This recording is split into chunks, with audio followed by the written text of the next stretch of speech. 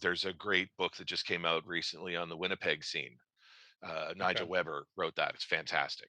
All good It's stuff. kind of the history of Winnipeg hip hop. It's fantastic, but like Saskatoon hip hop, Calgary hip hop. There's so many Yeah. interesting little pockets here where if you weren't from around and if you didn't know better, you'd think, yeah, right. What have you possibly got going on in these little podunk towns that For aren't New real. York or LA? Yeah. There's a ton coming out of there, and it's amazing and it's inventive, and that's way more exciting to me than studying, the mainstream stuff. I don't care about what Drake's doing right now.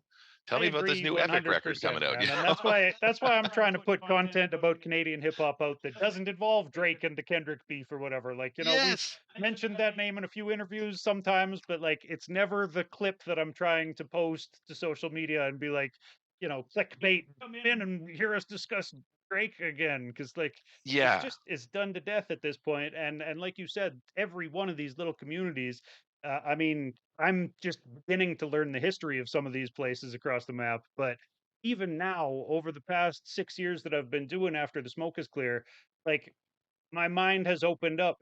7 years ago, you coulda asked me to name 20 Canadian rappers, and I would have been really hard pressed to do it, and at this point, I'm following hundreds of them, and, I listen to 8 or 9 hours worth of new music every week that's just from those Nice. artists, right? So, like, you can barely keep up with how much hip hop comes out week to week. It's all I can do to choose my favorites and play them for people or whatever. But I've been absolutely blown away by just how much talent there is coast to coast across